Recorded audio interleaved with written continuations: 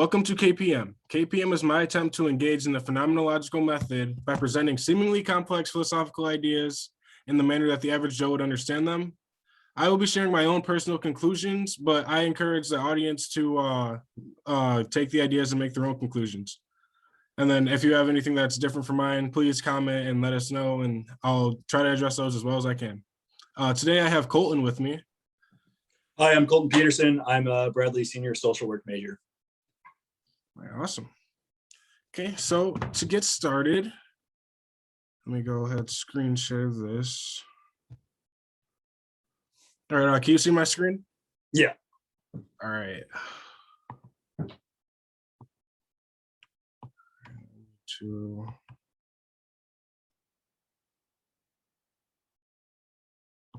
present. Okay, there we go. All right. So this is KPM episode 6. Let's go ahead and get started. So start the phenomenological method. So what is that?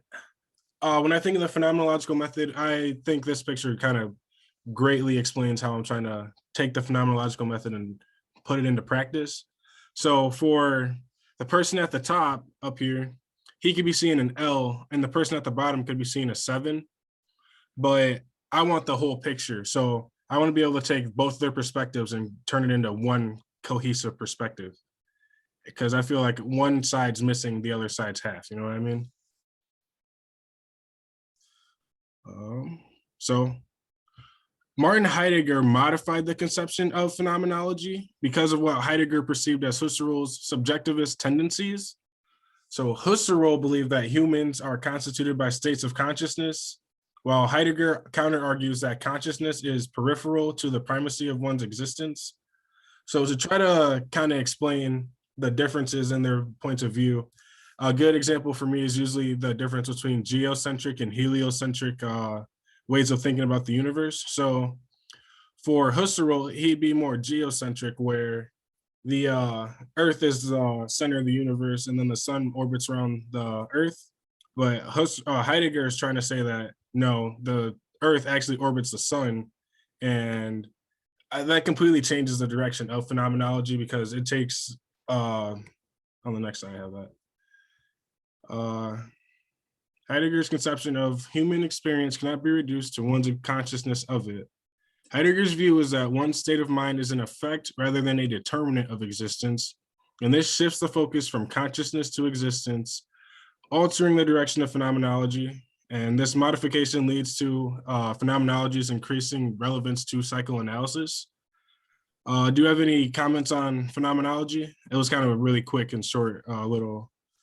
No, I just kind of agree that I feel like humans will always have, there will always be like a two perspective side. And to really understand the other side, you have to understand what they're kind of, their counter argument in a way to make a cohesive thought. Yeah. Or else it just seems like they're just kind of spouting shit with no real backing, when that's usually not the case. All right. So that will take us to our poem and quote analysis. So what we do here is I have a couple of quotes I prepared, and then I'll read them, and then we'll kind of discuss them and see if we can get a little deeper than the surface level. I actually kind of didn't know if I wanted to post this one just because of our last president and how political things might get with this. But the quote by H.L. Mencken from the Baltimore Evening Sun in 1920 said, "As democracy is perfected, the office of president represents more and more closely the inner soul of the people. On some great and glorious day, the plain folks of the land will reach their heart's desire at last, and the White House will be occupied by a downright fool and a complete narcissistic moron." Does that quote kind of spark any ideas for you at all? I think so. Personally, I think politics, it actually divides us. Yeah. So I every time you talk about politics, you say there are two sides. It's not one side. Yeah. So like, I don't know. And just kind of going off of that, have you ever heard of cryptocurrency? I've heard of it. Yeah. So what people are basically trying to do is get rid of the intermediary, which is kind of like some of the financial regulations by the government, Oh, like the because middleman. yeah, basically like the middleman, because well, right now the dollar's backed off of nothing because we got rid of the gold standard. So they can basically print out the dollar, which it basically devalues itself because it's going into the market, but there's more of it. Oh, okay. And So it's not worth as much. yeah. Fuck. So how does that tie into cryptocurrency? So cryptocurrency aims to solve a bunch of things. It's not just a cryptocurrency, or it's not just a currency. It's also for some projects they're actually implementing more like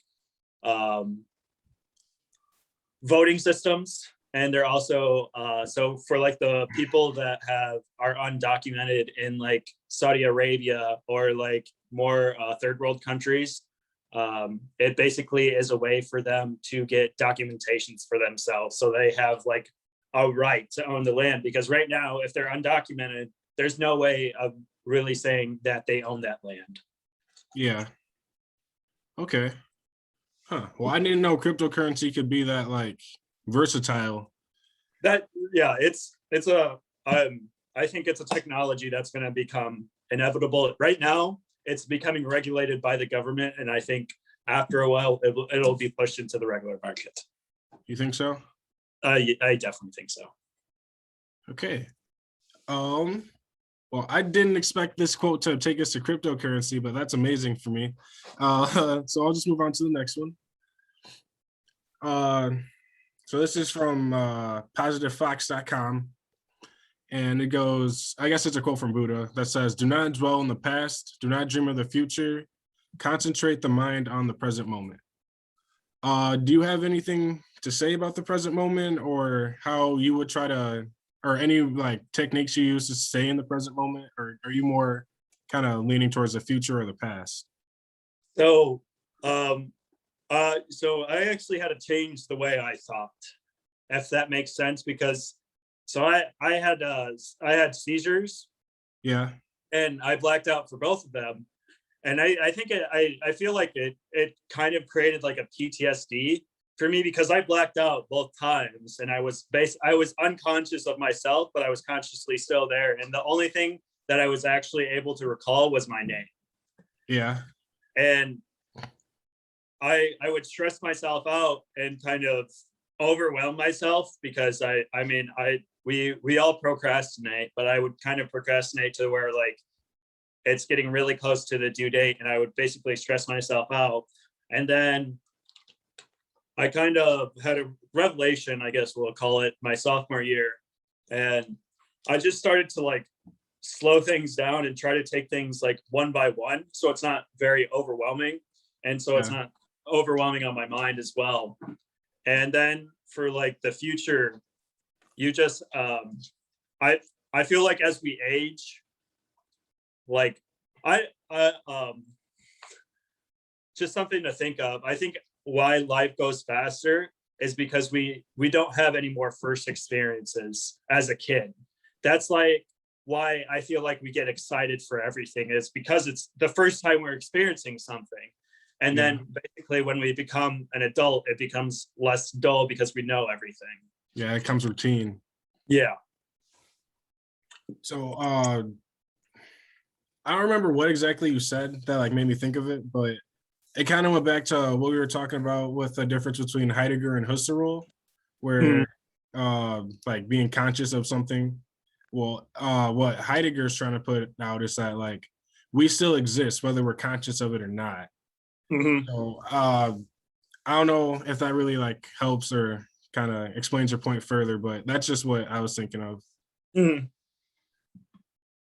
Yeah. Okay. For me, for the conscious or to concentrate on the present moment, it's really a challenge for me, just because like I know that there's things I will have to do in the future that I would like to like not do. And it's kind of nice with the way reality is, where I can kind of reason with reality, where it's like, oh, if I do all my homework now, then I won't have I can like piss off in like 20 or 30 minutes. So it's hard for me to do that because then I'm not even in the present moment. I'm preparing for a future that may or may not be there, kind of deal. So that's what this quote brought out for me. I think also like the kind of quote I live by is the only thing that's guaranteed is life is death. Yeah. And I feel like you just have to realize that. So like you have to realize like, how much of an impact will this event have on my life? Yeah. Yeah. And that's a great way to like kind of keep yourself in the present moment where it's like, oh, I might have a shot or I might have to get the COVID vaccine. That's going to suck dick. So then I can just focus on like what I'm doing now instead of worrying about what I have to do in the future. Mm-hmm. Oh yeah. Do you have anything else for this quote? No. All right, let's move on. All right, so this quote is by Pema Chodron. I don't know, but it goes, "You are the sky. Everything else is just the weather." Do you have any like initial thoughts on that, or does that like kind of open up any pathways for you in your brain?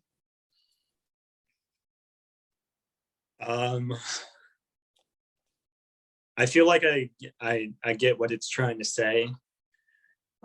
I can't really go on a deeper thought at the moment. Okay. What do you think it's trying to say?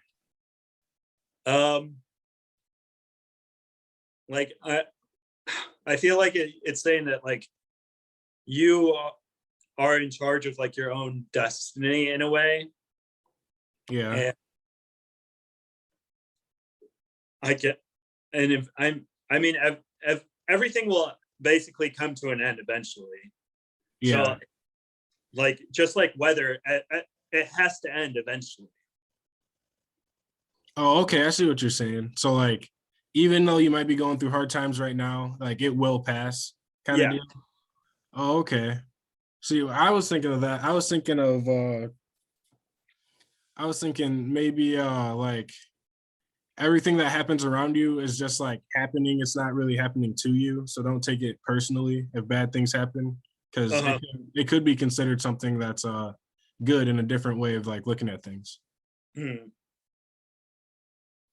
Like for example, like let's say you win the lottery. Like everyone thinks that's a good thing, but then some people can't handle that kind of money and they end up in like deep doubt, like spouts of alcoholism from like spending so much money on alcohol, or they end up in like rehab for drugs because they got so much money they just started blowing shit on drugs and shit like that. A lot of that happens with celebrities. Like they get a lot of money really fast and kind of blow it away partying and stuff. So maybe to kind of bring it back to the quote, maybe that's what they're trying to get at here is that like you could take anything like both ways. Like it could either go good or bad depending on how you want to handle it. So like don't don't take a knee-jerk reaction and like take that as the most true thing. Like always go past face value. Yeah. All right. Do you have anything else for this quote? Nope. All right. All right. So this next quote says, it's from inspirationalpicturequotes.com, and it goes, "No poison can kill positive thinker. No medicine can cure negative thinker." So you're a social worker major, right? Yeah. So what all is that gonna like entail? Like, do you think that anything that you'll do as a social worker will have to do with this quote at all? Or Yeah, because I feel like this quote is kind of talking about the mindset of a person. I feel like the mindset you have, it's like I don't need to like take it literally, but it's like you either see things as like half full or half empty. yeah. And if you only think negatively and that's all you know, then you're never going to know the positive or like the work, the hard work that you've put in something, because you've never actually took the first step of actually trying the event, because you basically say to yourself, you're like, oh, I can't do this, but you don't give yourself a reason to. You just say, I can't do this, and don't actually do that first attempt.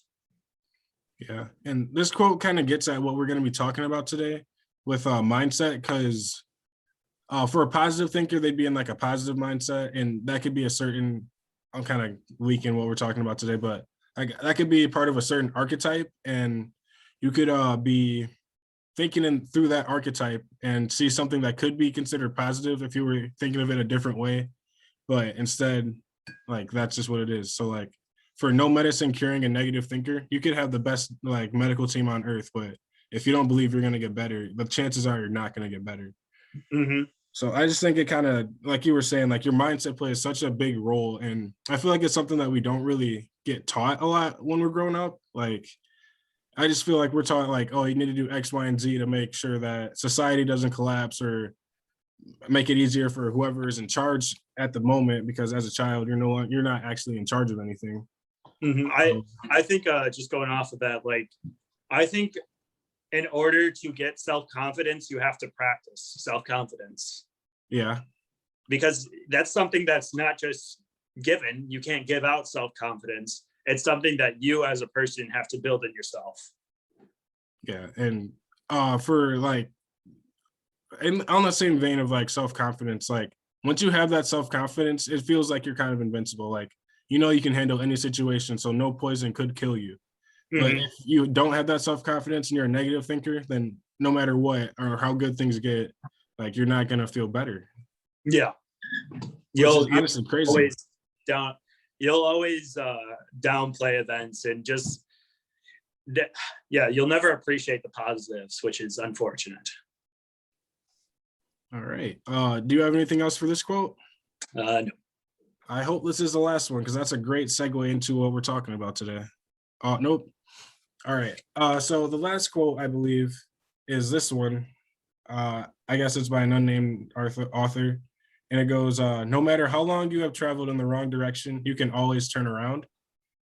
So for me, this quote's like actually pretty inspirational, because it's saying like, even if you're like a 6-time felon and you've been doing heroin for the last 80 years of your life or something, you still can like turn that around and make it a positive and really learn and experience better things from it.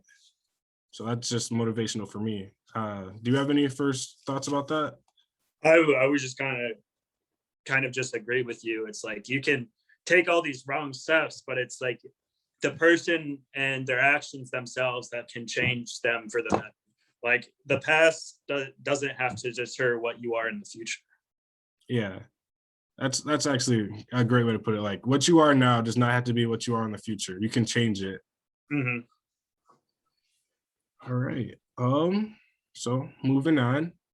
So what we're the topic of the show today is Jungian archetypes, and this is something that I kind of run into I believe my junior year of college, and I think it was because of it wasn't even a psychology class, it was a philosophy class, but it had gotten into like how Jung had been influential in psychology and how we could like take that as a philosophy in a kind of way.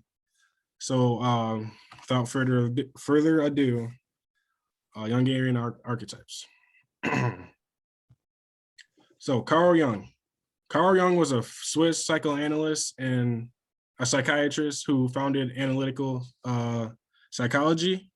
And since the creation of analytical psychology or psychoanalytical theory, the notion and meaning of individuals having a personal unconscious has become common knowledge. So let me pull up my notes real quick.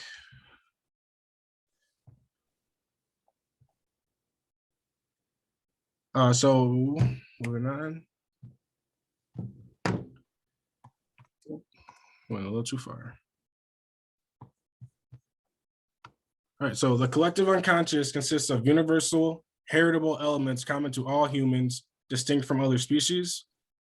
Considering its composition in practical, physiological, and psychological terms, it consists of pre-existent forms, the archetypes, which can only become conscious secondarily and which give definite form to certain psychic contents. So that's a lot of jargony words.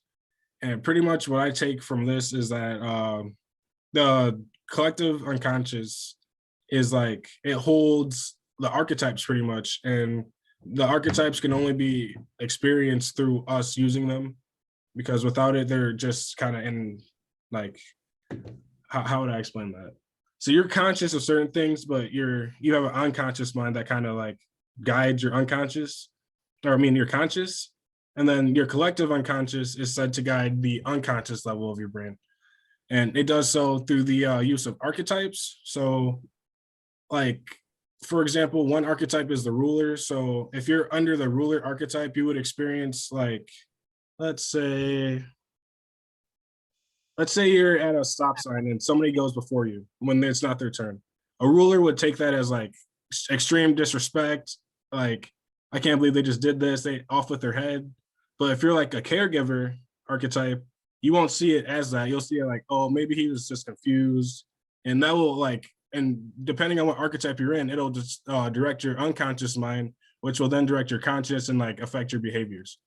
So that's what I believe Jung's trying to get here, is that like our unconscious mind guides our conscious mind, but the collective unconscious guides our individual unconscious minds.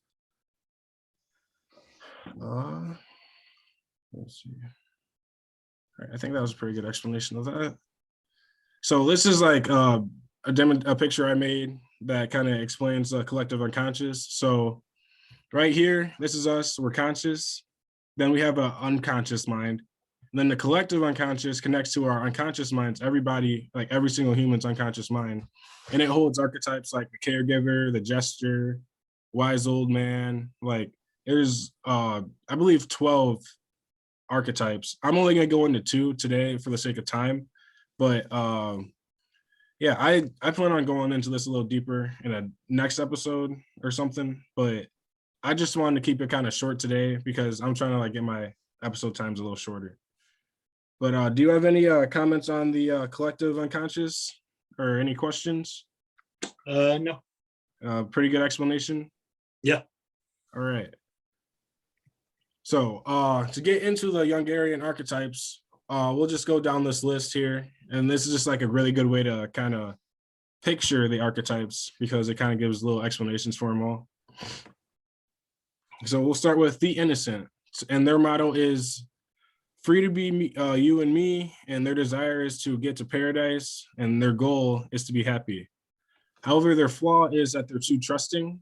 So if you're under the archetype or you're experiencing your consciousness under the archetype of the innocent, you just want to be in paradise. You just want to be happy, but you can be you can kind of screw yourself with being too trusting of other people. Do you have any examples of when you were under the innocent archetype in your own life? Yeah, I've definitely been more of kind of, I don't know, I'm just a person who follows rules, so I could definitely be under that archetype because I was definitely too trusting years ago, but now I've changed. But yeah. Would you say that you changed for the better, or would you say it's worse off now? No, I changed for the better. Awesome. Amazing. All right. I'd say definitely when I was younger, I was definitely the innocent.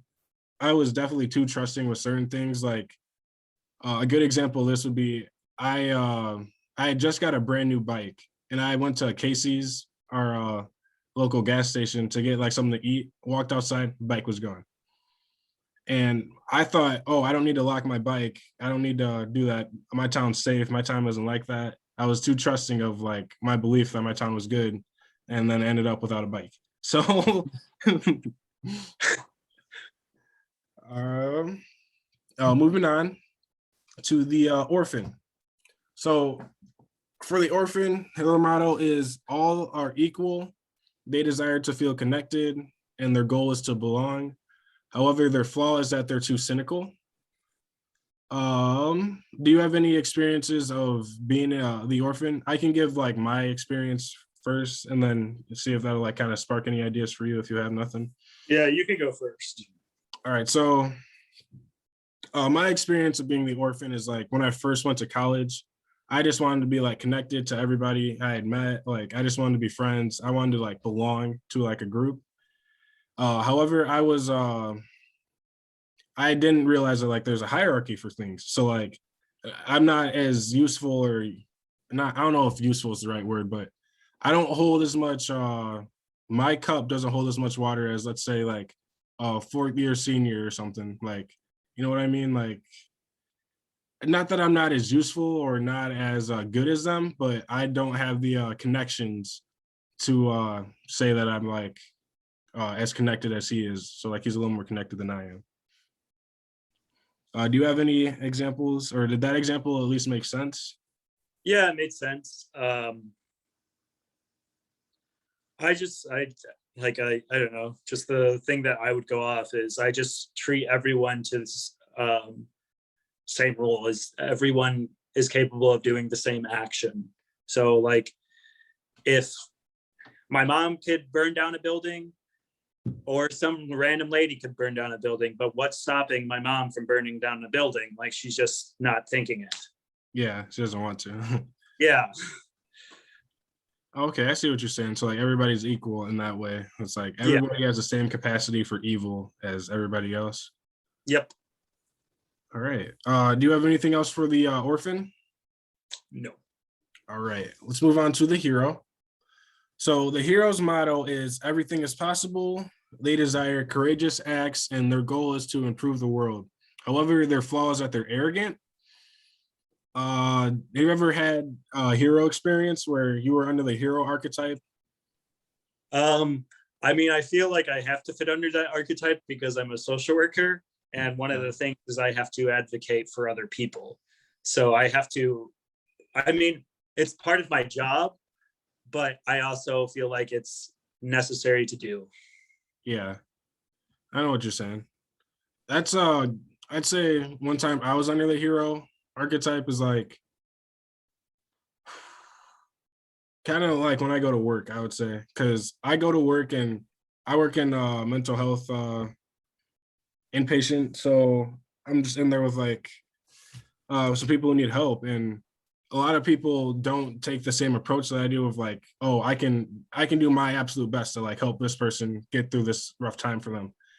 And I can see how that would be seen as arrogant because really how equipped am I to like help somebody else do something that I've never done before? Mm-hmm. So I can kind of see that. And I know I've definitely been under the hero archetype probably, I'd say 80% of my life, because just from like sports and stuff where it's like you want to be that guy, you know what I mean? Mm-hmm. All right. Do you have anything else for the hero archetype? Nope. And then I kind of want to just use this little break to kind of reiterate how the archetypes like affect our perceptions and how we and our behaviors at the end of the day. So like if you're the orphan and you don't get food, you might experience like sadness and be like, oh, they don't think I'm as good as them or I'm not equal to these people because they got food and I didn't. While the hero may take that same experience and say, oh, I need to go get food because I deserve it. And he might be a little arrogant about it. While the innocent might say, oh, I didn't get any food. It must be that nobody else is getting food because they trust that someone will do everything right for them. So it's just kind of, I just want to take this break to try to explain it a little better of like how the archetypes can change the way we perceive things. To continue, the caregiver. Their motto is to love your neighbor. Their desire is to protect and care, and their goal is to help others. Their flaw, however, is that they are exploited. Have you ever experienced the caregiver archetype, or have you seen it in anybody else? What was the definition again? Loving your neighbor, desiring to protect and care, and your goal is to help others, but the flaw is that you get exploited. Yeah, so we could take my mom, for example. She wanted to help out my grandma and grandpa because they were becoming older, but my grandma's sons exploited them. So it was unfortunate. Yeah, and that's something that like, how would I say it? I wonder how much of the caregiver is nature versus nurture. Like how much of it is like somebody is like born to be that way versus like they're trained to be that way from like how they were born or raised. Do you think the caregiver role is more important in other cultures? In other cultures, I would say probably yeah. Just knowing what I do, and I don't know all that much about like Eastern cultures, but I know that they're more collectivist than we are. So I say that the caregiver would be like, love your neighbor because like that's just how they do things over there. And in the US, we're more individualistic. I don't know if that's the right term for it, but like we're more worried about ourselves and other people. And collectivist cultures worry about everybody else before themselves, most likely or more often. Um my example of like the caregiver would be like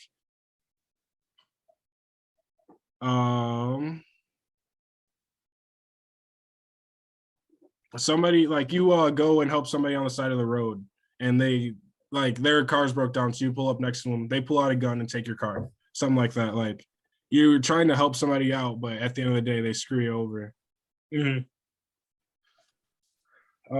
So next, or do you have any more comments on the caregiver? Nope. All right, so the explorer, and we'll just do the top 6 since there's 12. Okay. All right. So the explorer's motto is "Don't fence me in." They desire to explore the world. Their goal is a better life, but their flaw is that they kind of become a misfit because they don't typically follow the regular order of things. Have you ever experienced the explorer archetype, or have you ever seen it in somebody else? Definitely, I've seen it. I feel like you see it a lot in college because you'll just see. It seems like most of your class, like, either will drop out, transfer, and they just have their own life journeys. But some of them just go on a like adventure on the U.S. Yeah. Just have a tour of the U.S. And on that topic, like a good example would be like, you know, those people who do end up like dropping out and stuff, we don't like consider them misfits, but in like the regular order of things, they are kind of misfits because they aren't following the kind of scheduled programming, if you kind of know what I'm saying. So I can see how that is, like how you can become a misfit by trying to like see more of the world and like explore your options. But like in an atmosphere like college, you would want to be like as direct as possible because like if you're not, you're kind of just wasting your money. And then finally, the rebel. Their motto is to break the rules. They desire revolution and their goal is to overturn. However, their flaw is the dark side, I guess, from like Star Wars or crime. So have you ever experienced the rebel or seen it in somebody else?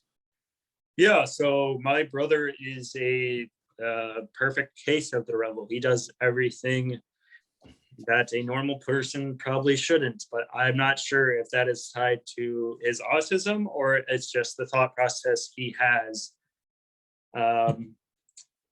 Yeah. Okay.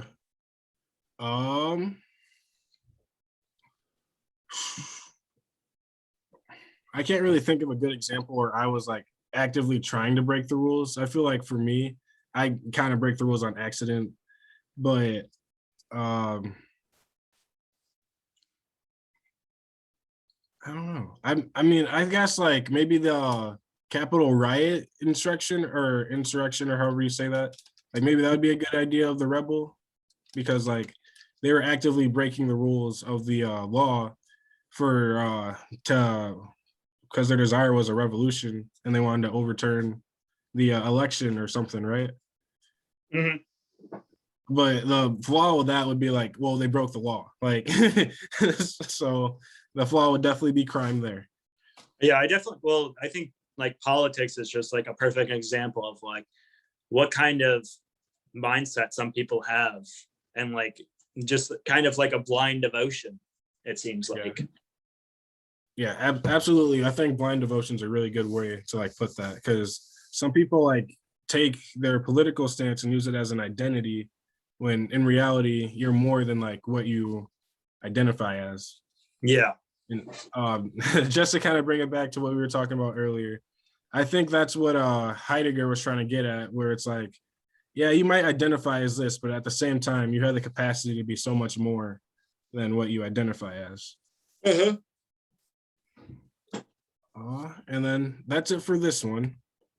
So I just wanted to kind of dive deeper into a couple of archetypes. I think I chose the ruler and the caregiver.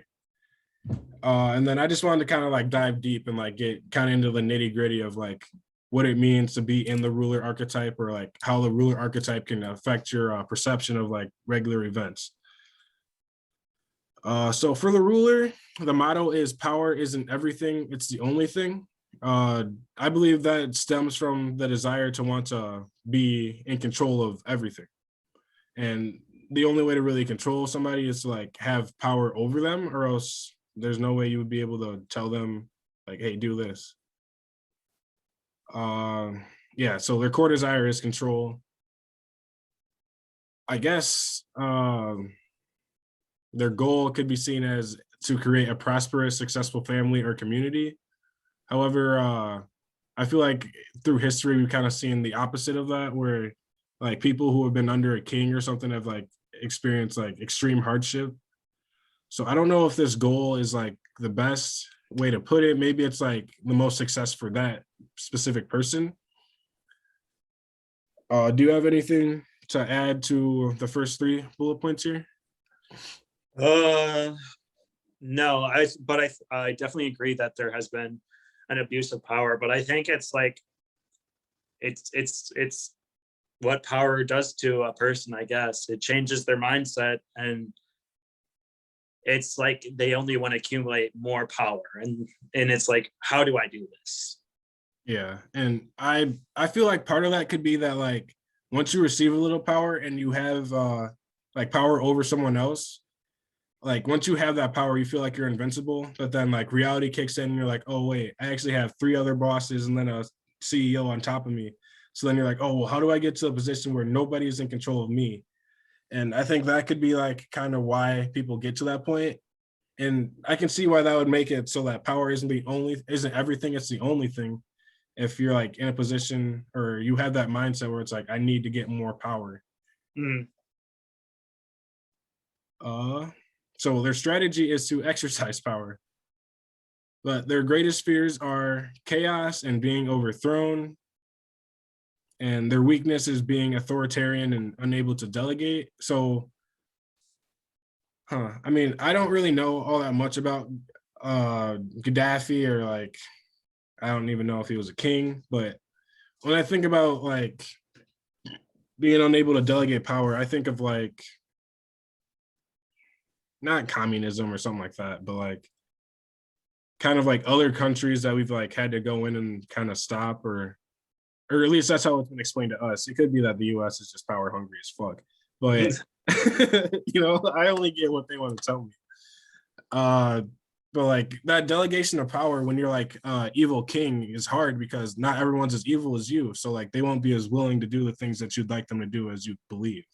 Just take, for example, Genghis Khan. Yeah. I don't know all that much about Genghis Khan. He conquered most of Asia, and he has like basically like 2% of Asia's related to him. Oh, because so did he like, so I bet his fear was definitely like being overthrown, because when you're a murderer like that, like you know what's coming. Well, he so the Genghis Khan or the Mongols they were basically nomads.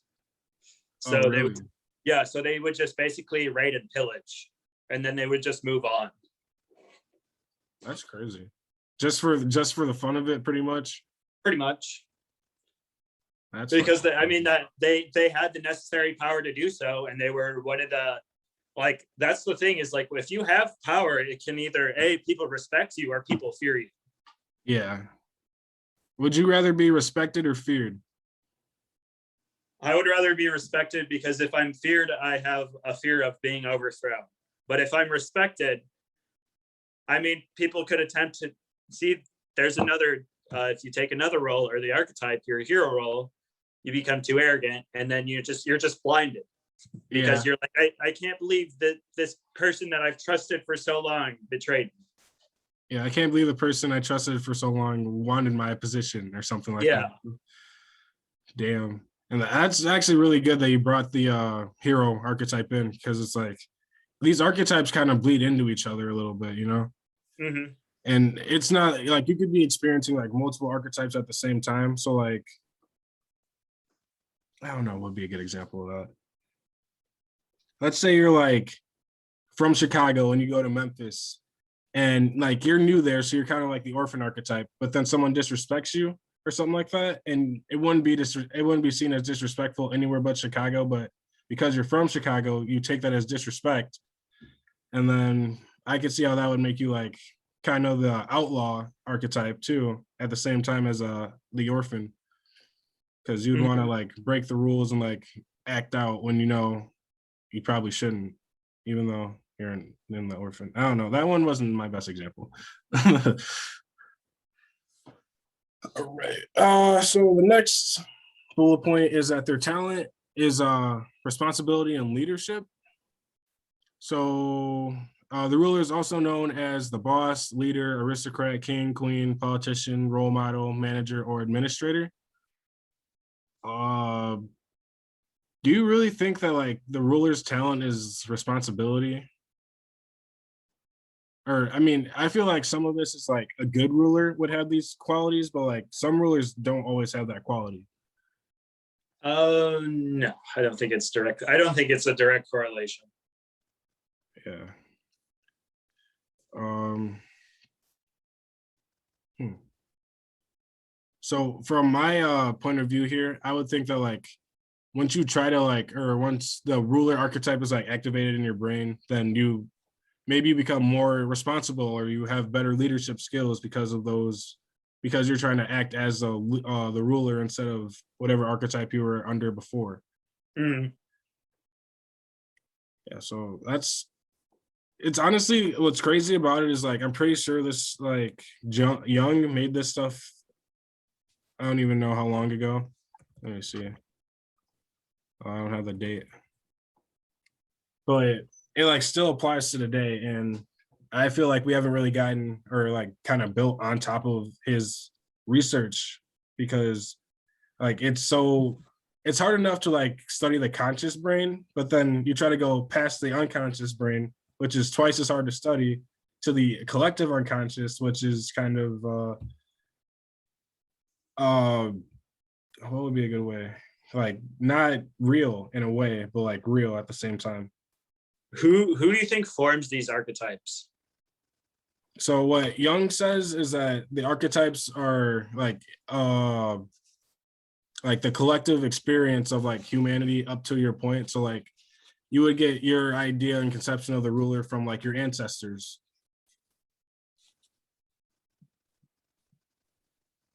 I don't know if that like answered your question or not. Yeah, it does. It does? Okay. Yeah, that's why I think like the collective unconscious is so like, I don't know, it's hard to like kind of fully accept as a kind of theory, but Jung argues that it's not as hard to accept that if you're willing to accept instincts, because he would say that the collective unconscious is to instincts, or is to consciousness as like instincts is to our kind of behavior idea. I don't know if I explained that very well. Did you get what I was trying to say? Yeah. Yeah. Okay. So for everyone at home, what I'm trying to say here is that like our instincts are kind of the collective unconscious is like similar to our instincts in the way that like they kind of are something that we have just as from our nature of being human. All right. Then I did have the caregiver. So the caregiver's motto is love your neighbor as yourself. Their core desire is to protect and care for others, and their goal is to help others. All right. I'd say that's all pretty spot on. Like when I'm trying to be a caregiver, I'd say I even love neighbors even better than I love myself, usually when I'm a caregiver, just because like I would want, well, the way I do things when I'm a caregiver is I would do it to the way I would want someone to do my grandma in like a nursing home. Like I would want them to have the best care possible. So I try my best to like give the best care that I can. And that's even at the detriment of my own personal care. Have you ever experienced that where like you trying to like you're watching someone in a way and like you have to like you're responsible for their health and safety and you kind of give them better treatment than you give yourself? I definitely think I put others before myself. Yes. Yeah. So you'd say you're like under the caregiver archetype a decent amount then? Yes. Right, well, that's not bad or anything. The only thing is you just got to be careful you don't get what it says here is martyrdom. So like from Call of Duty, you kind of blow yourself up or blow everything up after you get like too tired or worn out and are Mhm. being exploited. Uh so their greatest fear is being selfish and being ungrateful. Hmm. That's an interesting thing to say. I can understand being like selfish, but being ungrateful is something I wasn't really expecting. So I don't know if that's like a good uh explanation for their fear. Like, because I feel like the caregiver just wants to protect and care for others. I don't think they're trying to be grateful for their opportunity to care for others, but I don't know. Yeah, I was just gonna kind of agree with you. That's interesting to note is ingratitude, because I wouldn't think of like a caregiver role. Like I don't know. It's not like I get like a trophy because I help people. It's because I get like a I don't know. I like helping people because it helps me, because I believe that if you have the ability to help others, you should do so. I would agree with that. But that could just be us under the caregiver archetype. If we were under the ruler, for example, we would probably think opposite, where it's like, no, I need to keep all my resources for myself, so I have the most amount of power possible. Mhm. So it's just kind of it's interesting for me at least to see like how if I just based on like what actions I am, like what actions I'm doing, you can kind of tell what archetype I'm under at that time. Mhm. So the weakness was being exploited. Their talent is compassion and generosity. And the caregiver is also known as the saint, altruist, parent, helper, or supporter. Do you have anything else to add onto the caregiver? No. Yeah, I feel like I could have picked a different archetype, one that we didn't cover. But so this, I think this is the last slide I have. Yeah, and this is just kind of how the Hungarian archetypes are shown in like pop culture. So like the hero in Harry Potter is Harry, and the sidekicks are Ron and Hermione, and they all like experience like the same exact situations, but they experience them differently based on like what archetype they're under. Mhm. Like it would be weird to see Ron Weasley trying to fight or stand up to Voldemort. You know what I'm saying though? Yeah. Uh then the wise old man would be Dumbledore, the maiden would be Ginny, the nurturing mother or caregiver would be McGonagall. Gal. I don't know if I said that right. That doesn't sound right. But the eternal child would be considered Hagrid. We didn't really get into the eternal child. I guess that would be considered the innocent, maybe. Mhm. So I guess we did get into it then. Would you say that Hagrid was innocent in all this stuff, or in all the Harry Potter movies? Um, I'm I'm not that educated on Harry Potter, to say the least. Oh, okay. Yeah, I mean, I watched the movies, but like names other than like Harry Potter and like the three main characters kind of Yeah. just. Okay. Well, we can go ahead and just forget that. The villain was Voldemort. The shapeshifter was Snape, and the tricksters were the Weasley twins. Uh, I just think it's kind of cool to see like how the Jungian archetypes are even shown in like our pop culture. So like for Star Wars, the hero would be Luke, sidekicks are Han Solo and Chewbacca.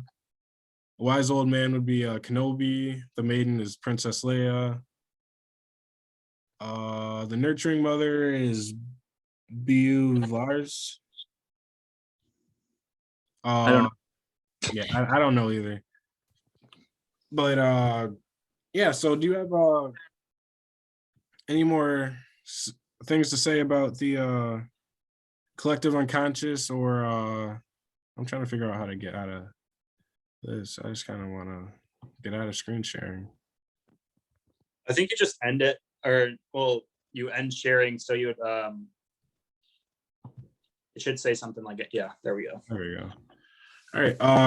So do you have anything else to add onto the discussion today? No. All right. Well, I think today was a great one. I think the topic was amazing, and I'm really glad you were able to kind of share your ideas and thoughts on like what you thought about the quotes and like the Jungian archetypes as well. Do you have any closing words for the rest of the world, I guess? Just enjoy life and never stop striving for what you want to be. Never give up, people. You heard it here first. So if you like this kind of content, please like and subscribe. I'll be making